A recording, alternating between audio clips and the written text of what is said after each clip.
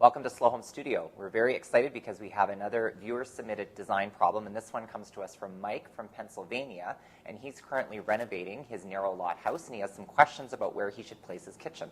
Hi, Mike. Thanks a lot for sending in your plans. We cleaned them up a little bit, drew them to scale, and let's take some tracing paper and have a look. Before we jump into a solution, we thought that it would be useful to actually talk about some of the larger architectural organizational ideas, because really the kitchen is the heart of the house, and we think that there's three options for where you might place that. We thought we'd talk about those today, get some feedback from you and everybody else that's watching, and then in our next episode we're going to we'll come up with the actual solution that we propose for that. Yeah, and this is an interesting problem because narrow lot houses are always a challenge with the kitchen, and the challenge is because we always have a section that's taken up by the stair. So there's always a reduced width at the beginning, and then you also have to plan for that row of circulation. So there's really three areas you can put the kitchen. You can put it at the front, you could put it in the middle, and you could put it in the back. A lot of infills we see, they put the kitchen in the middle, and we often challenge that because the middle is actually one of the hardest areas to make it work properly. That's right. Now you can see why they would do that. If you put it in the middle, maybe I can borrow your pen.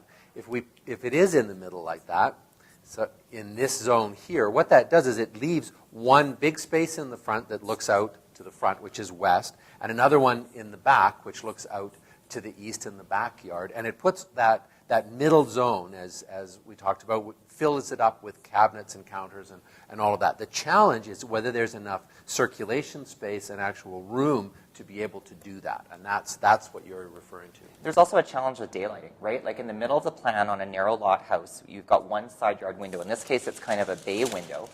And if your kitchen is in the middle and you don't have a way of actually bringing more daylighting into it, it's potentially going to be a dark space, right? So that's another issue to contend with. And because you're going to be spending all your time in the kitchen, I'm not sure you're going to want to be in the darkest part of the house. So then the flip side of that would be to say, well, let's keep the kitchen where it is. The problem with that is that then kitchens like to be in corners. They like to have lots of wall space because they need counters, they need upper cabinets and storage and refrigerators and everything. And so when you do that in the back space where you're trying to get out to out into the garden or being able to have a connection to the garden, sometimes what you're doing is then you're sacrificing that light and access to the backyard in the name of creating a kitchen in the back. Yeah, and the front is our third option, and the front also can work quite well. The issue that you have to contend with at the front, of course, is you have to maintain that zone for your front entry. And one of the things that Mike said in his pro forma is that he was interested in somehow figuring out how we could get a coat closet. That's right. So if we're going to add a closet in the front entry, we're also going to be reducing the amount of available space for the kitchen.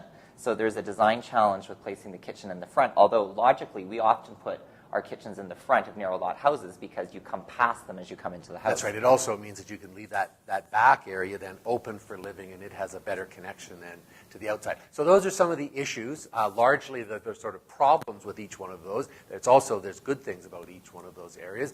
And so give us your feedback, Mike and everyone else. What do you think we should be doing with this plan? And in the next exercise, we'll show you what we're going to do. And send us your design problems. So if you have a design problem with your house that you'd like John and I and the group to work on, please post it and send it to us through Facebook. That's right. It doesn't have to be fancy. Just send us some photographs and a sketch, and we'll do the rest.